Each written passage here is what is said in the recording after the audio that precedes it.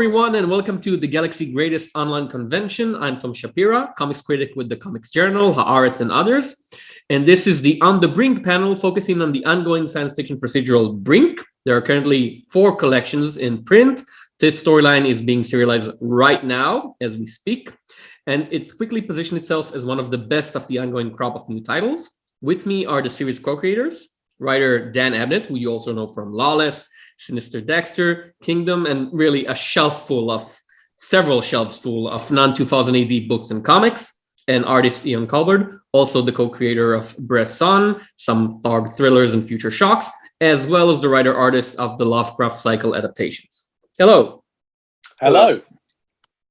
So can you walk me through the creation of Brink? Because many of the classic 2000 AD series famously started with like a main character, like what's the main character attracting? But did you start with Curtis and Brinkman, or was this, okay, first we thought of the environment, the whole situation that they can play in? Goodness me! I don't think we started with the characters at all. No. Really. We knew there would be obviously characters in it, and that they would be the glue that held everything together. But I think it was more the tone. I think more than anything, we wanted to do something that had a procedural feel, so it would be a police story. That it would have sci-fi elements because we were intending to pitch it to 2000 AD. But that it would have a deliberately slow burn feel, so that there was an accumulating sense of unease and dread, dread with an A, as the thing proceeded. And I think that was it. We were just knocking these ideas back and forth and went, "This is really good." And from that came the idea of, wouldn't that be even more eerie and unpleasant if it was in a very claustrophobic, contained environment? And that gave us the seeds to where our premise went. And then we went, right, we need detective characters in the middle of it, and they sort of appeared pretty fully formed and moved on with that. So it was more about, it's not even so much the story or the setting or the characters. It was more about what sort of story we want to achieve. And I think it's fair to say that once we devised it and we were really excited by it, we really wanted to do it. And we did it, by the way.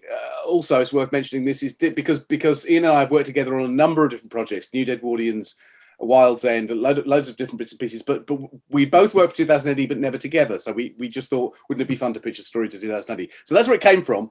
But when I finally got to send the pitch document to Tharg, I was 60 or 70% convinced that he would pass, because it wasn't a 2000 AD strip in terms of its pace and content. It wasn't it had a very different gait.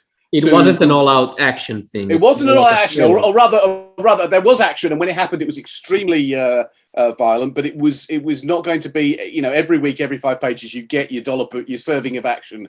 It wasn't going to work like that, which is true of so many 2000 AD strips. It's almost part of the formula, and it's pretty much true of everything else that I've written for them. So I thought, I've got a feeling he's going to say no to this, in which case we would have probably had to shop it elsewhere. To our surprise, he went, "Yes, I like it. That's good." And so we went for it. So yes, that's where it came from. Yeah. No, Tharg is very wise, apparently. Because really, what one of the things that came to my mind when I first read Brink, it's a science fiction procedural in the future with like a cop character, and they're gonna have to work really hard to differentiate it from the big lawman figure, the 2000. Of course. And Curtis is and Brinkman, and the whole setting is like completely different. It's something by itself, which, as you said, not like a lot of other 2000 AD stuff where you always have the maverick, and it doesn't matter if it's Dredd or Rogue Trooper or Johnny Alpha, whatever thing they do, they're always like the outsider inside, the maverick that does what it takes. It is very much like, no. I'm gonna fill out all these reports. I'm gonna make everything right. I'm not gonna go all cowboy cop on you. Yeah, that's a very fair point. I mean, I honestly don't think at any point I went, "Oh, we've got to be careful to avoid being Dredd," because in my in my gut, and I think in Ian's too, we knew that it absolutely wasn't. There has been some absolutely brilliant procedural stories in Judge Dredd, usually written by John Wagner. They're really terrific stuff. But at its core, Judge Dredd is an action hero, and in fact, he's a satirical action hero. He's undermining all the things he appears to do. Whereas I think we were shooting for something. I was about to say more realistic, and that's terribly unfair on Dredd because I don't mean it like that. But I have something that had a sort of authenticity in terms of real human beings. That you know, although she's capable of pulling a gun and getting involved in fights, Curtis, for instance, is not an action hero. That's not the sort of story. It was going to be more cerebral, more atmospheric, more conversational, more about a cognitive approach to crime and working at detectives solving a case. But that case itself was going to be extremely sort of slippery because there are elements of it that cannot be pinned down and defined. So it was that. It was, very much that. Since you've mentioned realism, a question to Ian about the design sense of the thing, because the whole thing takes place in the future, but not that far off. You know, Dredd is like, when it started was over 100 years in the future, and this takes place 2079. No, something like that. Yes, yeah. Yes, yeah. And a lot of the technology is futuristic, but it's not like people, you know, going around shooting plasma cannons and teleporting. It's stuff that's connected to real life technologies. How much research did you make to like, okay, this is the way the space station is supposed to look. This is how shuttles work. How would all those things exist in this really tight, limited budget environment of people struggling for everything? Yeah, I was looking really at the cinema, the way from 2001 right through things like Blade Runner and Alien and stuff like that, where they were kind of looking at a way of making it look realistic, like it had some place in the world, but it isn't at the same time. But have it something that we can relate to when we look at it. So all the design stuff was kind of following a very sort of similar principle as that.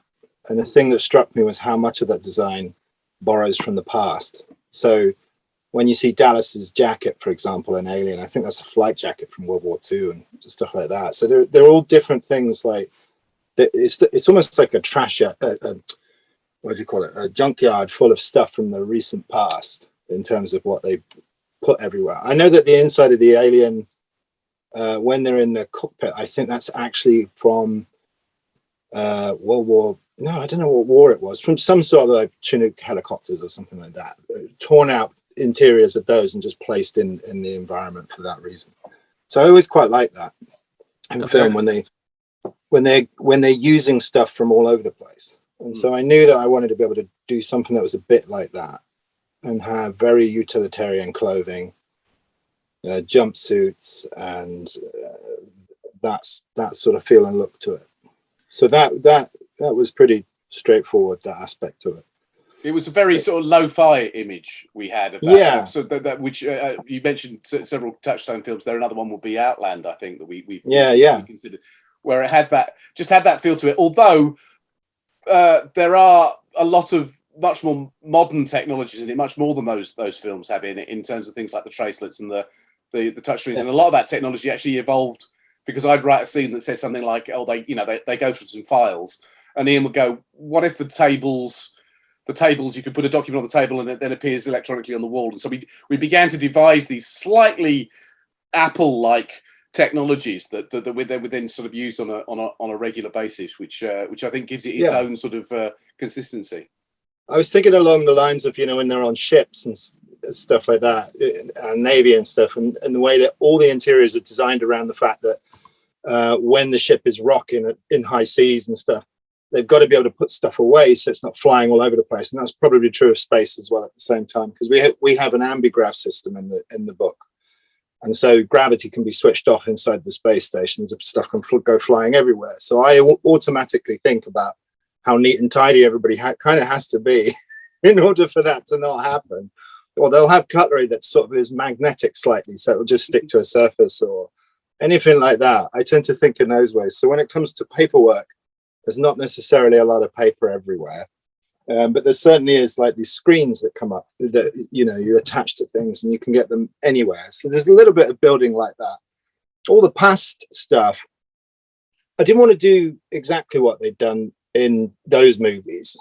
So what I looked at was the biggest inspiration for me was a book of graffiti from the 1980s about New York graffiti scene. I've forgotten the name of it, but it's a very particular book that came out in the 80s. And it just showed all the subways in New York where the interiors of the actual carriages were completely covered from floor to ceiling in graffiti. And that was the first thing I figured was all of my space stations are going to be covered in graffiti on the inside because you put people anywhere and they're going to leave their mark. And the other one was photography of places like Tokyo at night, essentially for the lighting in terms of how I'd light that.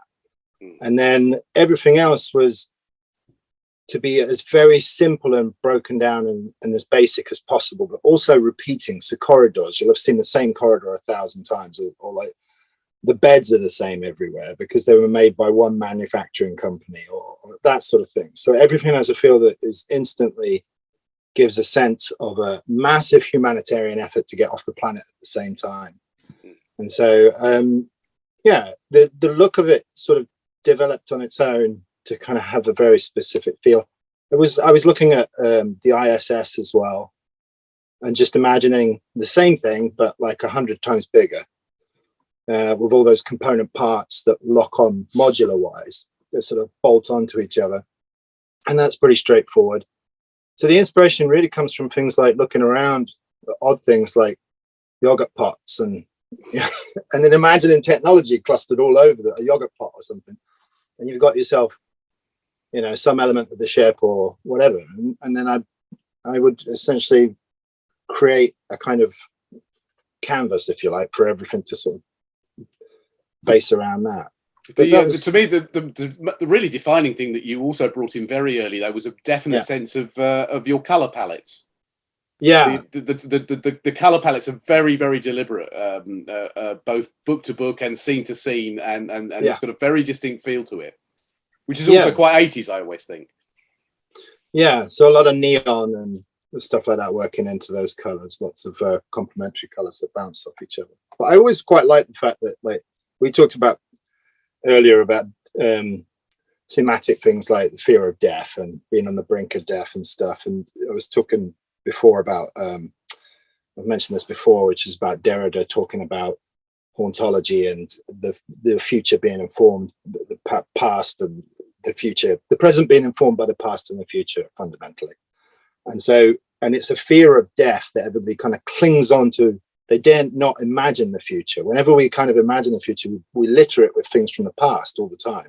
Even in things like Star Wars, you'll get like a motorcycle helmet, or more recently, which annoyed fans, was mopeds or something like that. But you'll get them all over the place. And it's almost as if we're too afraid to imagine something brand new. And so there was an element of that. There was a lot of sort of like junkyard recycling, sort of rethinking things, and you know, it's that kind of vibe to it. Yeah. And I think it's really interesting because I think of you as a very much like an artist of environments, because Brass Sun is like a completely different direction, like brand images. And if Fog forgives me, your non-2000 work like Wild's End, which with Dan, which was very much like, oh, this open country, this wind in the willows feeling of beauty and natural, and every single series seemingly defined by the place it takes place in, like the environment really shapes up what's going on to those characters. Yeah, I think it's because environment has to be a character itself, I think. Yeah. I think it's it was that whole, was it Thomas Hardy with Egdon Heath? Where Egdon Heath, the environment, the stories take place of Thomas Hardy novels, is essentially a character in of itself. And I don't know if it's true of every book. I know it's true of Return of the Native. That gets an entire chapter to itself. So it's because it's a character in the book. I think that's true of environments within comics as well. I think it's really important to have a sense of place that has its own set of rules that you establish right from the get-go. So that's that's quite sort of simple thing to lay down, sort of very simple basic rules about an environment. The beds all look like this, the cars all look like this. It's that sort of thing. So, although we weren't necessarily, we sort of decided very early on that we weren't going to necessarily communicate those rules specifically from the outset. That the rules, the reader would learn the rules through a process of observation as they read it. Because we did, and again, not quite sure why we did it, but we wanted conversation to be the absolute bedrock of the story in terms of what it hangs on, in terms of how we advance the plot. So we decided to do away with all the sorts of things you would normally find in a story like this, which is to say things like a narrative, a sort of narrative captioning, maybe a voiceover, any of the things that you would associate with a police procedural. Luckily it seemed to work, but right from page 1, panel 1, we drop the reader in and we say, right, you're just going to have to pick this up as you go along. They'll be talking about things you don't understand yet, but you will learn. And the only nod to comprehension really was the use of what we call tags, which is the idea of having little floating caption boxes that are similar to the things that appear on their tracelet screens, which identify objects and identify people. And one of the reasons I wanted to do that is because I absolutely understand why it's necessary, but I always hate it in a comic where people talk to each other by name and explain why they're having the conversation, because it always feels, no matter how slickly it's done, and it can be done very, very effectively, it's always an obstacle to naturalistic dialogue. So I wanted them to talk like we were coming in on the middle of a conversation, and we continue from there. So I had to identify everybody using tags, and we've just used that ever since. And the other thing, which probably will only really notice if you actually saw the scripts, although it is there on the page, is that I use bold in speech balloons in almost everything I do, for emphasis and for drama. I mean, everybody does that. That's a convention of comics. Yeah. But I use about, probably less than a fifth of the number of bolds in a Brink script than I do in anything else. I deliberately wanted to set up the idea of almost monotone, flat delivery, deadpan flat delivery, where really I only use a bold if it's absolutely essential to communicate meaning, that is to say, convey emphasis, or to show a sort of raised voice or something like that. It's every time I sit down and write a script for Brink, I have to remind myself that I'm not going to do the same sort of, because I think in almost everything else I write, almost every sentence, every line would have a bold somewhere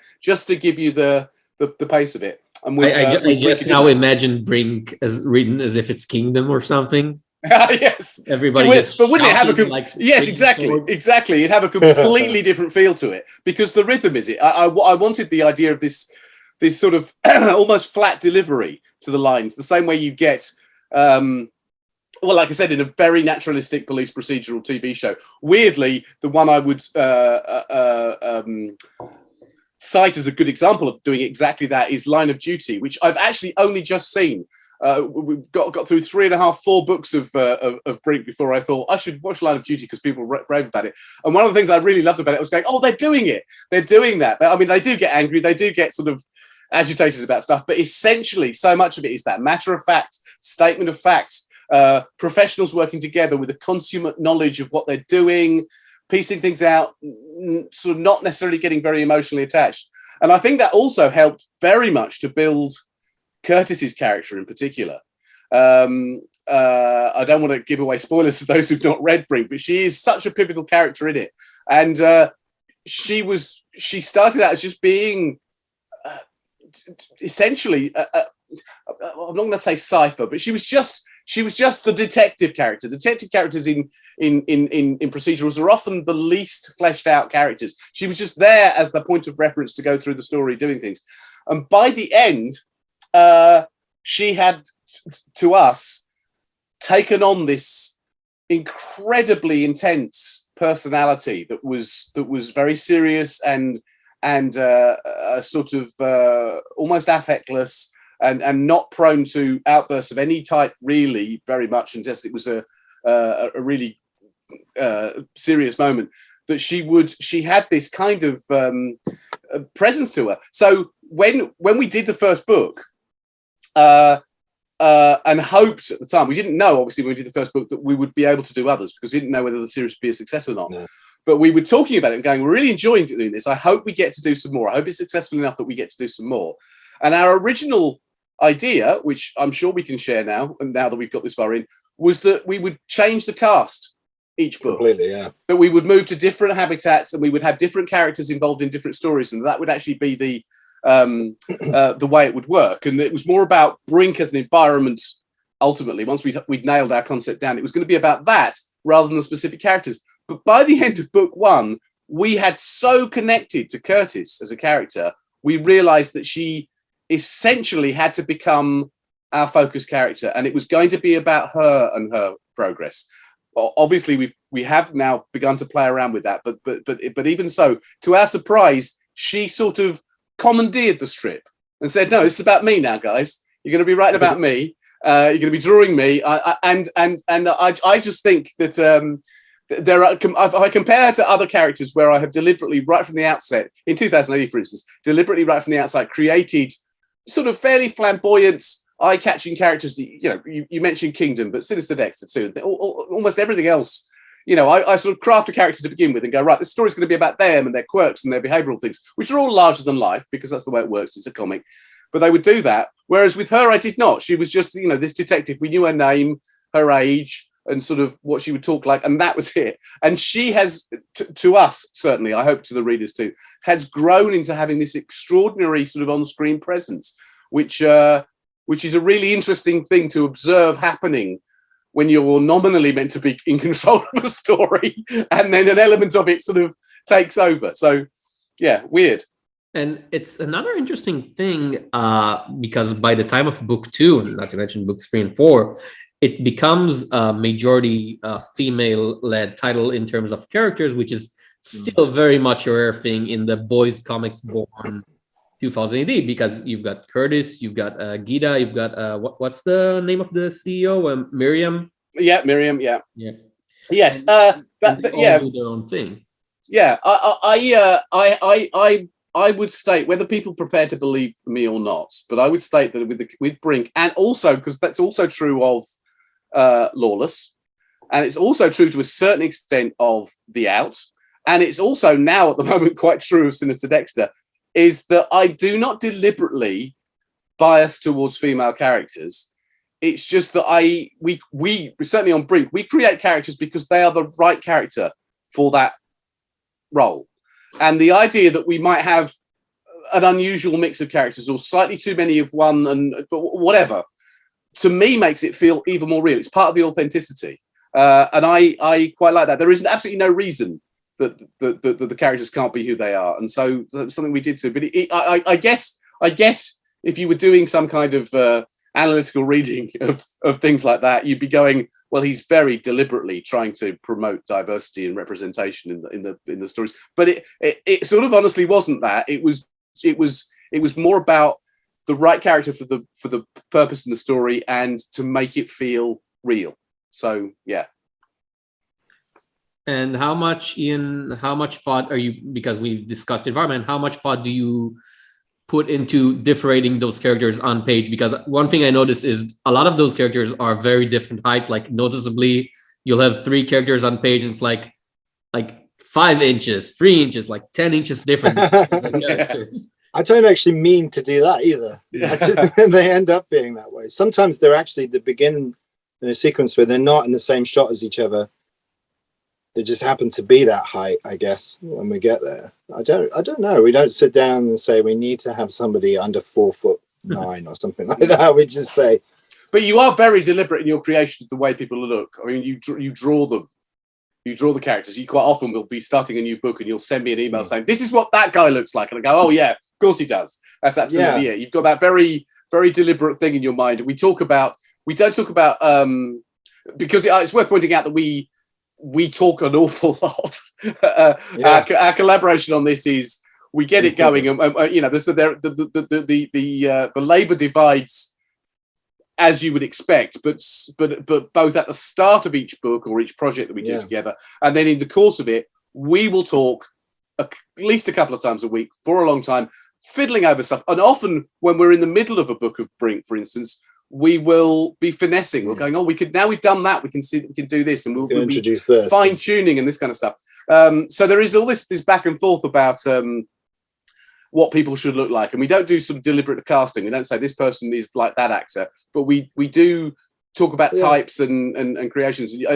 There must be a file that you've got. I've certainly got it if I went back through my emails of all these amazing initial character shots, headshots of the supporting cast of each book. I don't know. I quite like the randomness of it in the very first take on something, and then because essentially what I quite like is then taking that and then you get the script and then acting with that, with what you have. And so you'll have a character at the beginning of a scene. You know, you don't want the villain. You want the villain to look. I don't know. It's a difficult one. I don't really know how to answer that. I just kind of just do it, I guess. Yeah. There's like, and they usually the first thing that pops into my head as well. There's not like a massive amount of like. There's not a huge casting call for this character. It's usually this is the person this is. No, although we do, but we also do discuss. We both sort of have got an unerring feeling of when we've hit upon it exactly what they should be like, and we go back and forth a little you bit kind about, of know it when you see them. Yeah, we do that, and we also have to think about names. It is important to both of us that we get the right name for characters that are both distinctive enough to make them memorable as a character, but also, as it were, normal enough so that they don't stick out like a sore thumb. And usually it's pretty quick. Usually I've named them in the script and Ian's gone, yeah, that's great. But every now and then we hit upon one and we spend a long time going, no, that's not right. And we are Googling alternative names, and we're trying to get the names to flow. So we go, this character is this sort of person, so we want the name to have more weight up front than at the back, or we take a syllable three syllables, or is it going to be a 3-syllable name, or all that sort of stuff, just because it's like the environment, it's like all the objects that Ian's designing, it's the names and things like that have got to have a tactile weight that you go, oh yeah, that's real, that's a real thing, that's not just something that's been made up on the fly. It's funny because it's like when you're saying about like the designing stuff, and then when you're saying about naming the characters, I always forget the difficult labor of that, because I completely forget. So when you're saying, you take ages to do the design for something, I don't actually think about it. I just remember that it's there. I've got it. Probably because in my brain I'm sort of just going, this is the one, and then I don't agonize about it too much after that, because otherwise I'll just procrastinate forever on it and just go, this is not right. But that is also part of our process. I mean, again, it might be, I don't know if it is remotely interesting to point this out, but when it comes to Brink, when I'm writing it and when I'm putting the plot together, we'll throw story ideas around, and then I'll write it up to submit to Tharg. And the outlines for Brink are by a factor of probably 5 or 10 longer than the outlines that I write for anything else. Absolutely anything else. Sort of a book's worth of, I don't know, Sinister Dexter will be a few short paragraphs. This episode, this happens, then this happens, and Tharg will go, yeah, that's great, fine, off you go, that's fine. And then I will sort of put meat on those bones as I'm writing the scripts, because that's the way that those sorts of things work. With Brink, everything is worked out carefully in advance, and so the thing can go on for pages and pages. They're long series too, so they're big documents, and I go through them painstakingly, making sure that I've got it all to work. Then I send it to him and I say, take a look at that, and then he reads it and it comes back to me, and when we're finally happy with it, it goes in, because I need Tharg to properly understand the ins and outs of it, so that he can poke holes in it as editor, which is really important, because the procedurals are getting denser and denser and denser, but also because I absolutely need it as a aid memoir as I'm writing it, because writing a series will last months and months and months and months. It's not something I do all in one go. I write to keep Ian fed with scripts.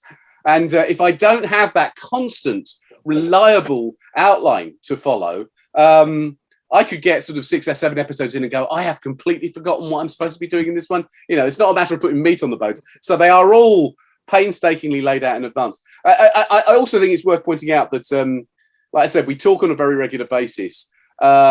And one of the reasons it doesn't feel like hard work to us, because I also forget how detailed that plotting sequence is, for instance, the same prep work that I do. like Ian, we both go, oh, is it hard work? And go, actually, we do spend a long time on it. But I think it's because our conversations, which we dub omelette sessions, because we're scrambling things together, go off at such time they can last hours, and only a small proportion of that time is actually spent talking about the thing we should be talking about, because we're off all over the place. And that's because we enjoy them and we have fun doing it. We have great conversations, and it's not a waste of time, because it's not only do we get the job done in terms of discussing the things we should do, but actually in digressing into other topics, we find all sorts of things that we didn't realize were related, and we'll haul them kicking and screaming back into the conversation, or they'll become the premise for the next thing we're going to do, or whatever like that. So it's almost like utilizing found objects discovered in the course of discussing what should have been something very simple, that end up being sort of fodder for what we do next. I've described it earlier as it's basically like a writing room. You got two writers in the writing room sitting there and they're breaking a story, and afterwards one of them can be bothered to write it and the other one can be bothered to draw it. That's essentially what happens. But it's a long process, and we let each other go off on tangents, like completely off tangent, just in case it goes somewhere, because I think that's the most important thing. But collaboration wise as well, we've had this pretty much since the beginning. It's like if we lock horns on some concept, we've got enough, we know enough to be able to go, hang on, there's a third option we have actually considered. Oh no, we always end up going for the third option. It's single time. That's absolutely the case. If we ever disagree about an element of the story in this or anything else that we do together, that is an indicator to both of us that neither of those ideas is the one that we should be using. It's the ones that we go, the harmonious on. So we always then look for a third option, which is why we then progress into discussions of goodness only knows what. And I think that's possibly why it feels like, from a creative point of view, like much more of a collaboration, because we never would have got to that had it not been for that start of the process. So it's like coming up with a story neither of us knew was there till we started talking. So and it's that's essentially what Brink, all the stuff we do comes out of, essentially. It's talking until we figured out what we don't agree on, and then absolutely. and sometimes that it's not to our cost, but sometimes that actually arrests things in a really interesting way. So that I think we got about three books into Brink, and it was going well, and it was clearly being well received. And we, by the way, really, really appreciate the audience response. The fact that people have really, really taken to it, and that's terrific. But we were about 3 books in, and we came up with an idea that we went, oh, that's the next book. That's great. We had this amazing idea. Each book has got its own sort of tonal or thematic heart. Sort of the book 1 was the setup, of course, but book 2 is the one about the empty habitat, and book 3 is about upstairs, downstairs, and book 4 is essentially about a big hab, and also a little bit more personal stuff about Curtis. But each one has got this sort of, I don't know, a gimmick. When I say gimmick, I mean like the upstairs downstairs bit in book 3 about the idea of being sort of the unseen staff serving the aristocracy and all this kind of stuff. And we had this gimmick, and we went, that's great. That's book, whatever it was going to be, book 4. That's going to be fantastic. So we've been sort of aiming towards it. And over a period of discussions, as we were working through the book that we were actually doing, we went, oh, wait a minute, we've got this other great idea. Oh, that has to happen first. So this great idea that we had probably 2 years ago is a book of Brink that has not yet appeared, because it has now been pushed back twice, if not 3 times, by the fact that we've had other great ideas, and we've realized that the only places we can use them is to insert them in the correct place in the chronology. This has to happen before we can get to that, otherwise we can never get to do it. So there is this weird generation of ideas where we sort of have a game plan, and then halfway through we go, no, it's not so much we've ditched that game plan, but we've suddenly built a huge gap in it, so we can squeeze something else into it, make sure that fits, because otherwise we'd lose out on doing some of the things we've gone, oh gosh, that's a really good idea. Oh, you created an environment that's compelling enough that, like you said, even if the story, like the whole is finished, whenever you finish it, you can always come back into like, oh, the untold stories of Brink were stuff in between. Well, that's what the present series at the moment kind of does. It's sort of, it just broadens it out. It's more of the sheer expansion, completely like how would you describe it? You're the one with the word. Well, I'm just the one with the pictures. I have to say, we that was one of the things we discussed a lot. Book 5, which is currently running in 2000 AD, is essentially is the first book which switches to another principal character. It's the balance shifts. So it's the first time we have departed, not completely, but we've departed from Curtis as being our absolute anchor point in terms of the story. And it also, just to be extra confusing, it goes back in time because it's set at the same time as Book 1. It is another way of looking at the events of Book 1, which is tremendously indulgent and unnecessarily metatextual. I appreciate, but we wanted to do it because we just thought it was a really good idea that would just be something that people would really, really enjoy and sort of had lots of toothsome things going on in it. But we had to talk about it a lot before we sort of pushed the button and went, yeah, we're going to go with it because we went, what happens if this breaks everything? What happens if this is the moment where people go, oh, why have they done that? They've just jumped the shark. They've ruined the whole thing. They've moved it in time. They're doing a parallel story with a different character. Oh my God, what have they done? Nothing will be the same again. I quit. I cancel my subscription. That's it. But we thought it was worth doing. We thought it was worth experimenting with it.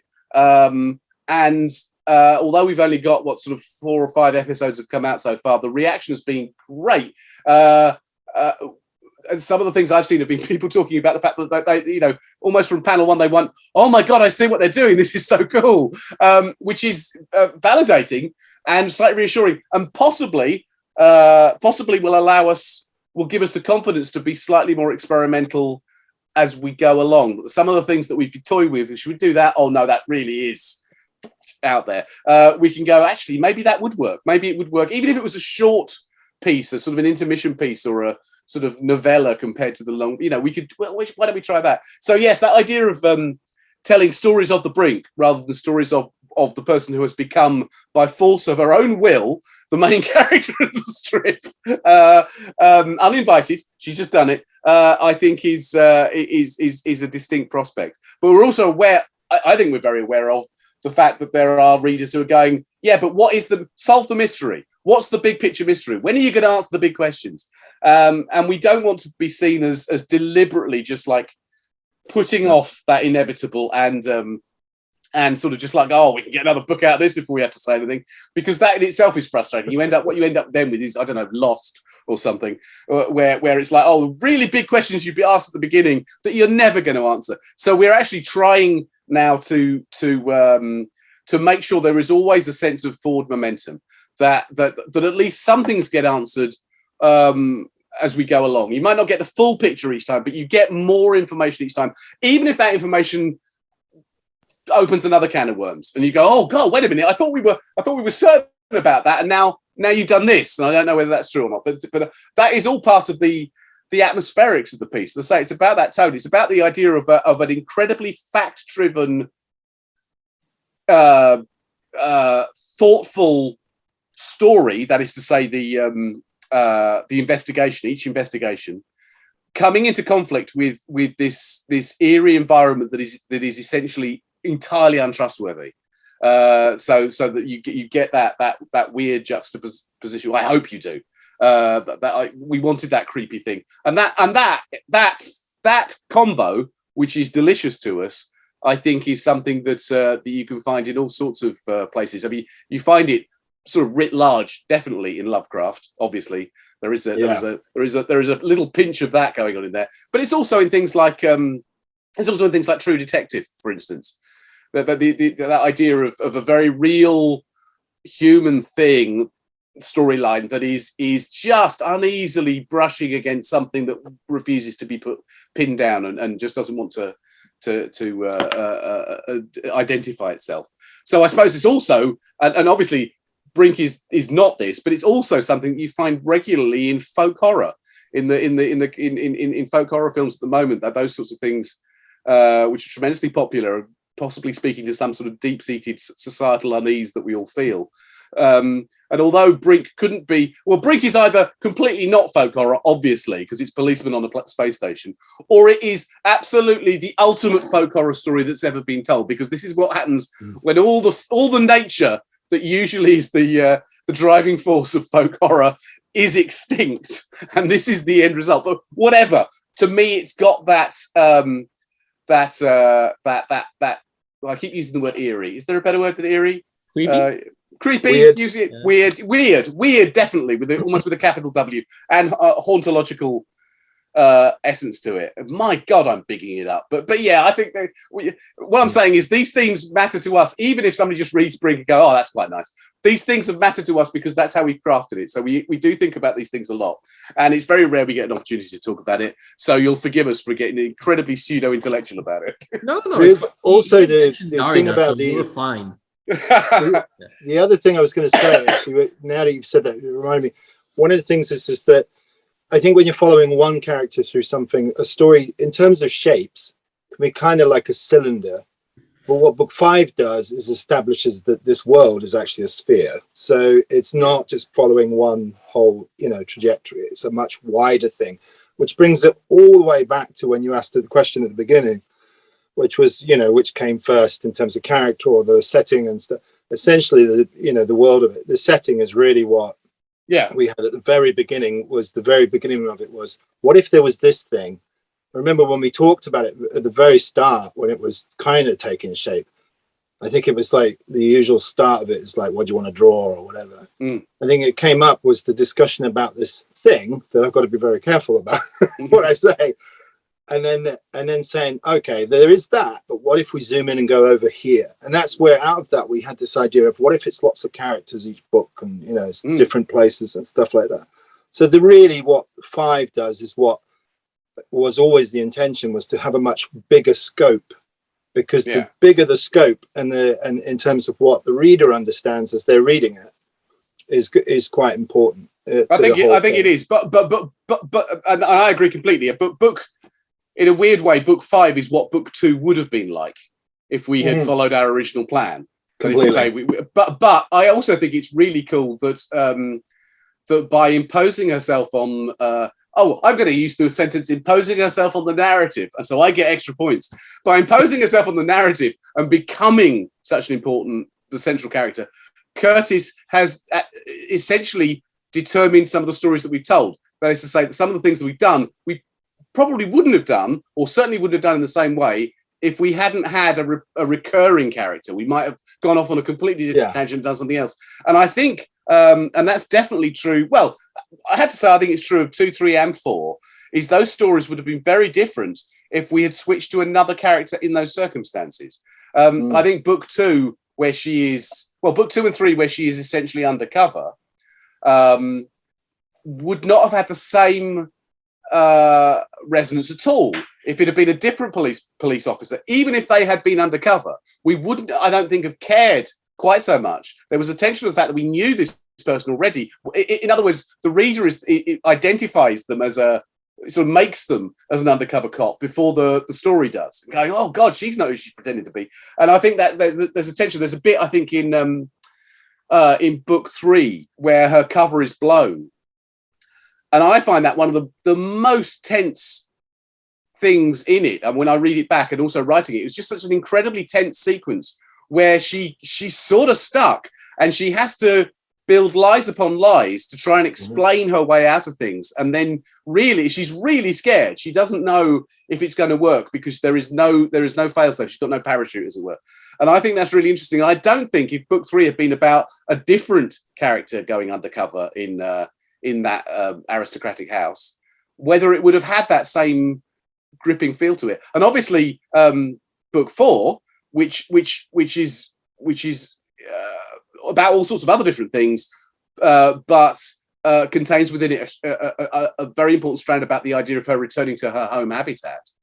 That also would not, if that had just been and now we cut to this habitat where this police officer is returning to their home after years away, wouldn't have had the same feel at all. So yes, we started with location and that gave us the ideas, but once this character had sprouted in the middle of it, she sort of started to sort of build the pathway that we wanted to follow in terms of the stories. She allows us to be able to, go through where we need to be able to get to that answer. Yeah, you need to have that investigative angle in order to find out, basically. Yeah, but space is a very big place. Yes, you've both and everything takes a long time to get from one place to another. So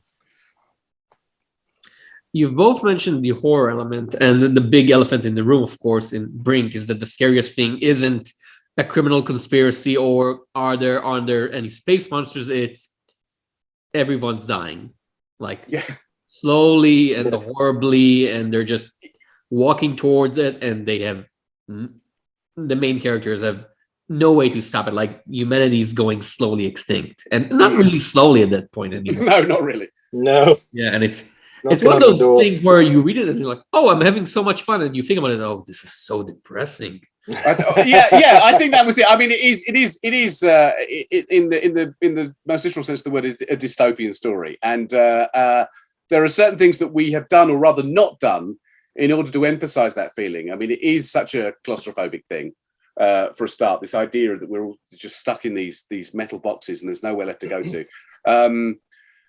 which means that, I think that's possibly one of the reasons we have prolonged so long, have sort of postponed the idea of arriving at definitive answers about these things, because everything that's going on, everything they're investigating, could simply be the sort of extreme psychosis of the situation that people are finding themselves in, and you can see parallels in the real world today, because unfortunately there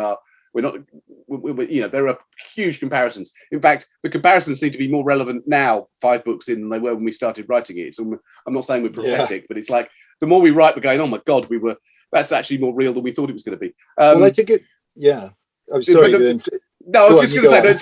So the psychosis thing is so compelling that even if, in the next book we reveal, I don't know, that the space monsters are real, and that the sort of the outer gods exist, and everything is genuinely, everything that the cultists have been yakking on about since book 1 are actually true, and we're up against a properly supernatural nastiness. The psychosis remains the same. That is still there, and it is still feeding the derangement, even if the derangement, people are paranoid sometimes for a reason. You can still be paranoid even if you are being watched. You know what I mean? So it's I think that was a really important thing. And so there were other things that we wanted to do where we just wanted to leave blanks. And the most obvious thing there, I would say, is that we have never, ever really talked about what happened to the Earth. We know what happened to mankind in relation to the Earth. The Earth is dead, and that mankind is left and is now forced to live on the brink.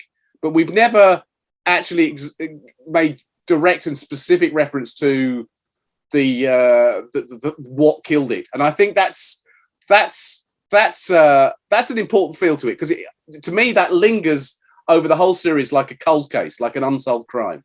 There is this sense of they don't even. It's either so horrible they don't talk about it, or it's just so matter of fact they don't talk about it, or it genuinely is just this horrible lingering mystery to add to all the other horrible lingering mysteries of their lives. So those sorts of things are deliberate. I think it's like in terms of genre, horror itself. Horror is a thing I find quite difficult. I think when I was doing the Lovecraft adaptations, I was more interested then. I think at the time was looking at the concept of the horror being within yourself, right? So very much like that Lovecraft short story of the one where he's in a palace and he looks in the mirror and The Outsider. The Outsider. Thank you. Yeah, I completely got lost in it. Any names and I will have forgotten, but The Outsider, being that he is essentially the monster. That's the horror. But I think there's equal value of a horror where you're reading about catastrophe and you're reading about this end of the world scenario, but you're reading about all this stuff, but you don't realize that you're actually standing on an ice floe of the situation itself at the same time. There's true value of horror in that, I think. That's kind of those two elements, the horror within of yourself and the horror of the situation that you're in. They're much more scary than some alien, xenomorph creature or something. Anything they absolutely like that. are. Yeah. And because I think you can't escape that. You can't escape that. And I also think that's a comparatively unusual point of view. I know, allowing for the idea that there is, plenty of very successful post-apocalypse and zombie apocalypse stories, but they tend to be like, this is a big event that has changed the world in order to give us this, and now here are the heroic, potentially optimistic adventures we're having. I mean, Kingdom is a good example of that. There is a sort of optimism in Kingdom because it's almost like life will find a way. But I think with Brink, and also weirdly with Feral and Foe, the thing I do with Richard Elson, they're sort of both set in a place that I don't think we see very often in science fiction and fantasy. So Feral and Foe is set in a sort of very sort of classic fantasy world. But whenever you visit a fantasy world, it's either during or on the verge of the great big war against the dark monarch who is going to invade everything. That's always where you are. And I thought, what happens after that? What's it like after that's done and dusted and the good guys have won? What's it like being in that world? And what's it like being in that world if you were on the losing side? And I thought that was a comparatively unusual take. And again, with Brink is the idea that the worst thing that could happen, the absolute worst thing that could happen, has already happened. The heroes didn't stop it. The day has not been saved. We're just living in the sort of dwindling aftermath of the thing that people would really have wanted to stop. The catastrophe has passed us by, and it's not even that like we're now, sort of dramatically driving around the desert wastelands, fighting over petrol, dressed in leather fetish gear, because at least that would be sort of slightly glamorous. But we're not doing that. It's like, no, we're stuck in boxes, and that's so it's. And I suppose in its own way, that's what makes it a little bit like Dread, in as much as it is a dystopian distillation of what life is like here. Lack of space, lack of I suppose lack of property, lack of housing. Yeah, all those sorts of things. So I think there is that in that. But anyway, that's again, that feeds, that whole thematic thing feeds back into the way that it looks. So you have all this, like I was saying, the flat jackets and everything that's familiar at the same time, and it's old and new. It's old and new, and also another element of it that I think is we deliberately have pushed for, to make it feel as realistic as possible, is that although there are definitely villains in the story, there are clearly some extremely bad guys who show up at different times. There is no sort of, as it were, prevailing us and them. There's no sort of so that for instance, the unions get this very bad rep, and they have a very bad rep in the Brink, but we know that they are not entirely bad. You know what I mean? So that, in other words, it is a realistic society where there are, there are bad things in there, but those bad things are concealed in all sorts of different places. And it's not like the sort of, oh, here we are, we're the Rebel Alliance, so we're good, and over there is the evil Empire, and they're bad guys, and the stories will be motivated by that binary split. But it's we can have characters who turn up who can be unexpectedly useful or good, or unexpectedly bad or dangerous, and I think that's part of the feel of it. Okay. Do we have any other thing to add about Brink? Anything in particular you want to say about the series? Any more spoilers you want to drop? Because you already revealed we have another book at least, so people are waiting now for book 6 at least. Well, they are. To be fair, that is obviously entirely dependent on us making a good job of what we do, because we could get the plug pulled on us at any minute, and we get a phone call from Park saying, we go from book to book hoping. So we have great plans, but we hope and we say, let's make sure that we get this one out and get this one as good as it can be. And see if it's good response. But I really love the fact that the audience has embraced a strip that runs contrary to the tone of 2000 AD, because I love 2000 AD, and I love 2000 AD's tone. I love the invention, I love the satire, I love the violence, I love the big, larger-than-life characters, I love the explosive action, I love all the things about it. And to place within it a strip that actually sort of defiantly doesn't do those things, and doesn't even tell a story the same way, and possibly is the sort of story that other people will go, are you sure you want to tell that in five-page weekly episodes? And that lasts a long time and is basically, conversation until there is a little burst of extremely unpleasant ultra-violence. I love that. And I think I sometimes wonder that if we had, for instance, not pitched it to 2018 and we'd taken it to, I don't know, Image or someone like that and done it as a 6-issue American format series, whether people would have gone, yeah, it's quite nice. I think that actually one of the things that makes Brink's idiosyncrasies strong is the fact that every week it is sitting in amongst things that it is not like.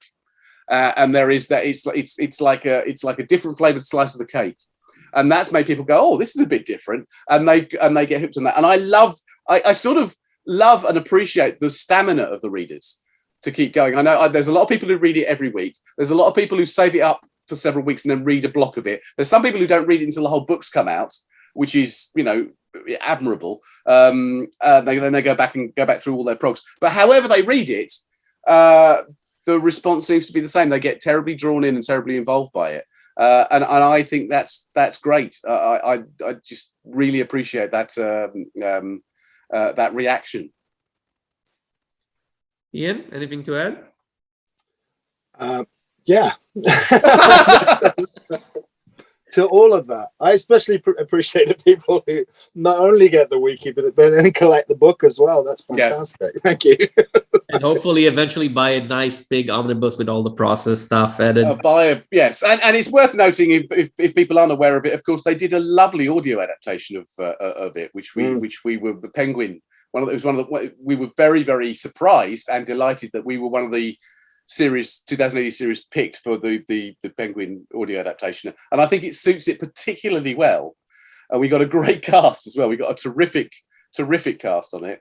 Actually, the fact that it is dialogue heavy means that it's not as hard to shift across into something where you can get the story just because you've got people talking. Although, of course, you miss out on the gorgeous visuals. But I think that